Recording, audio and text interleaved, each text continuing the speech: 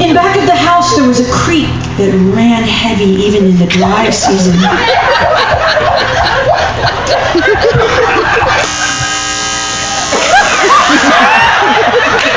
And my mother said, "Kimmy, you stay away from that creek."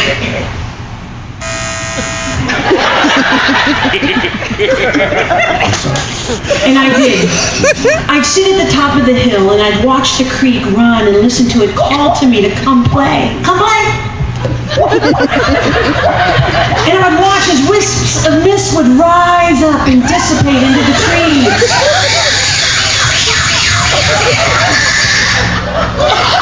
One day the mist rose up, and instead of going into the trees, it moved up the hill towards me.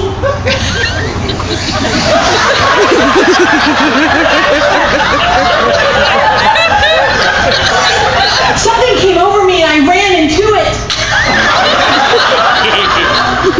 And as I ran into it, the mist filled my lungs with moist, sticky air. I dropped to my knees and gasped and gasped and gasped for fresh air and took a deep breath and was overcome with laughter. I fell back into the grass. And then I heard it. Stop that! Stop that! I looked down over the hill, and in a tiny shack there was an old woman. She was pointing at me and she said, "Don't you come down here, little girl. They run with the water. They move with the water."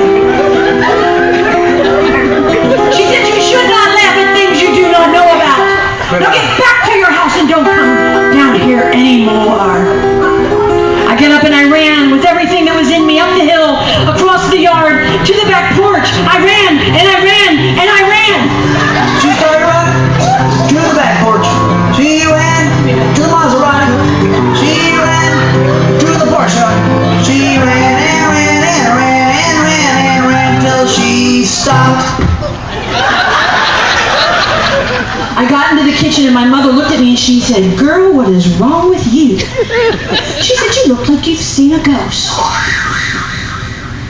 And I said, "Mama," I said, "I wasn't playing in the creek.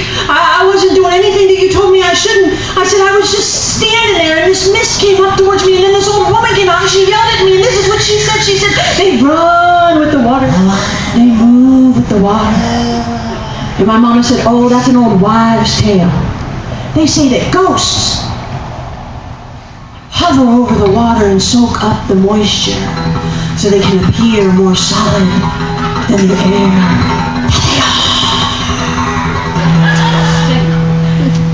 They appear as the air, and they're moist.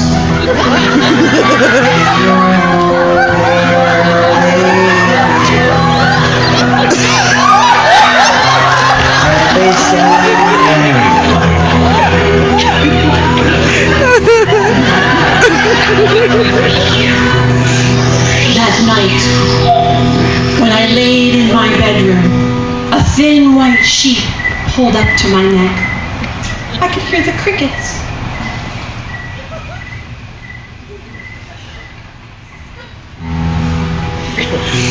And sleep came. And I shut the window. After you were asleep, you shut the window? After, because the crickets were really irritating. That really messes up the dance, Kimmy. Don't work on this one. You're gonna have to get creative and just go with the flow. And as I laid in my bed, dream came, sleep came, and a dream touched. Touch sounds nice. The door to my bedroom opened. It was a big door. I heard the floorboards creak.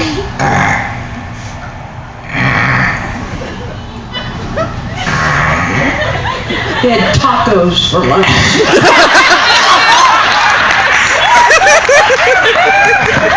A cold, clammy hand reached underneath the sheet and grabbed mine. And it pulled me out of bed. Down the hall, down the stairs, out the back porch, across the wet night grass to the end of the yard, and I could hear the creek running.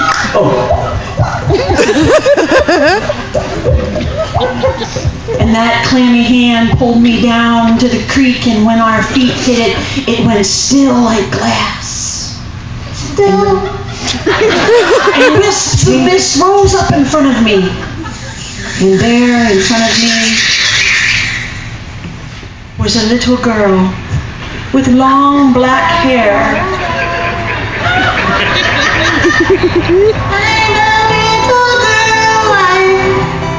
Live in this place. I'm a little girl. I only have half a face.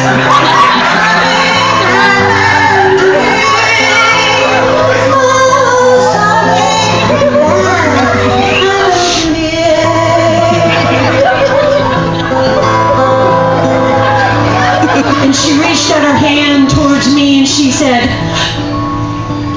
"Please, end this show. Please end this show. They can buy your CD